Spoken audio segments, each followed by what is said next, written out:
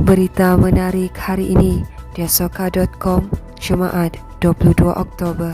Kementerian Pelancongan Kebudayaan dan Alam Sekitar Sabah (KEPKAS) memandang serius berhubung dakwaan gangguan seksual membabitkan seorang bekas pekerja wanita di Unit Perlindungan Hidupan Liar. Menterinya Datuk Jafri Arifin berkata ia berhubung satu kenyataan di laman sosial Facebook yang ditulis oleh pekerja di unit terbabit yang berunsur gangguan seksual. Katanya Jabatan Hidupan Liar sudah mengambil tindakan pada 20 Oktober lalu terhadap Dr. Sentivel.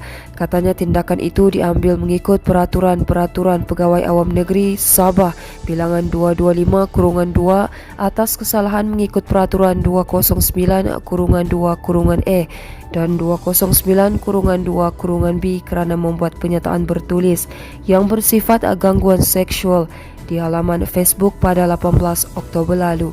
Sementara itu, berhubung satu lagi dakwaan bekas pekerja terbabit yang menyatakan bahawa wang unit perlindungan hidupan liar disalahguna, Jafri berkata perkara berkenaan sedang dalam siasatan. Katanya pihak jabatan sudah meminta pencerahan daripada CEO Malaysian Palm Oil Council pada 8 Mac 2019. Sementara itu, Jafri berkata KEPKAS sama sekali tidak akan berkompromi dan akan mengambil tindakan tegas terhadap mana-mana pekerja yang mengambil kesempatan atau menyalahguna kuasa. Katanya kementerian amat mengutamakan keselamatan, kebajikan dan kualiti seluruh warganya, khususnya dalam mengamalkan budaya integriti dan profesional yang tinggi.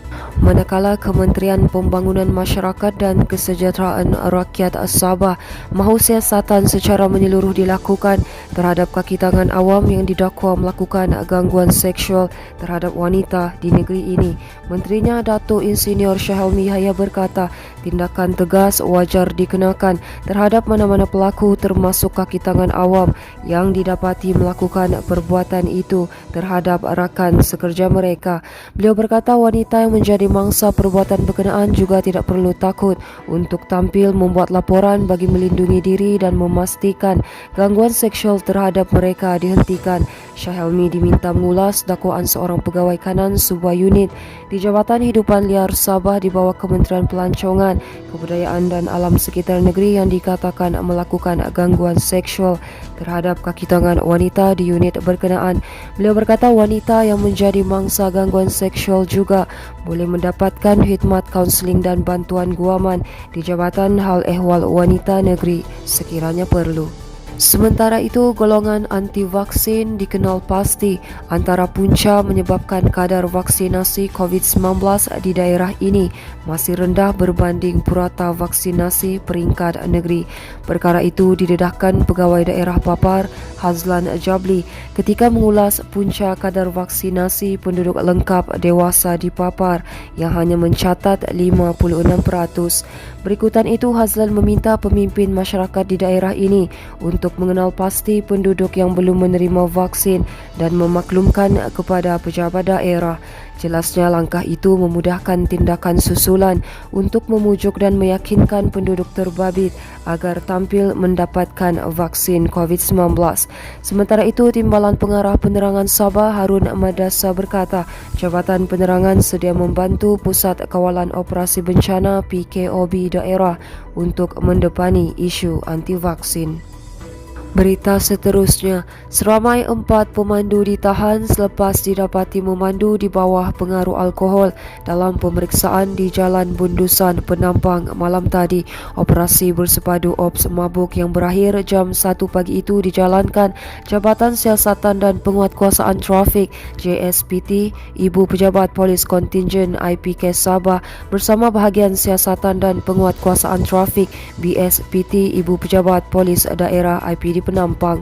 Ketua Polis Daerah Penampang Deputi Superintendent Muhammad Haris Ibrahim berkata sepanjang operasi berkenaan sebanyak 75 kenderaan diperiksa. Katanya 4 individu ditahan atas kesalahan memandu di bawah pengaruh alkohol, manakala 24 saman dikeluarkan atas pelbagai kesalahan, antaranya tiada lesen memandu, mengubah suai kenderaan dan lesen memandu tamat tempoh. Muhammad Haris berkata operasi kali ini membabitkan kekuatan seramai 2 pegawai kanan polis yang diketuai oleh Pegawai Turus Penguatkuasa JSPT Sabah, Assistant Superintendent Andi Baso Andi Mapingarang.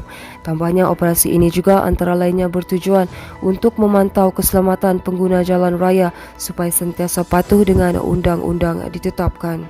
Baiklah, ini merupakan berita terakhir dari kami, di mana seorang lelaki maut manakala 2 lagi cedera selepas sebuah van bertembung dengan kenderaan pacuan 4 roda di Kampung Safoda, Jalan Papar malam tadi. Dalam kejadian jam 10.30 malam itu, mangsa pemandu van Faizal Lorong 49 disahkan meninggal dunia dipercayai akibat kecederaan parah, manakala 2 lagi mangsa iaitu anak lelaki pemandu van berusia 15 dan pemandu Toyota Hilux yang identitinya tidak dapat diperolehi dilaporkan hanya mengalami kecederaan. Jurucakap Pusat Gerakan Operasi PJO Jabatan Bomba dan Penyelamat Malaysia JBPM Sabah berkata, pihaknya menerima panggilan kecemasan pada jam 10.43 malam.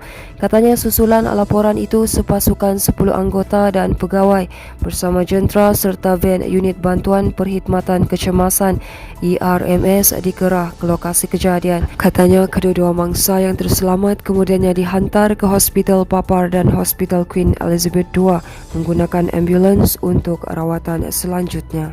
Baiklah, itu sahaja yang dapat kami kongsikan setakat ini. Teruskan bersama kami untuk mendapatkan berita komprehensif hanya di desoka.com.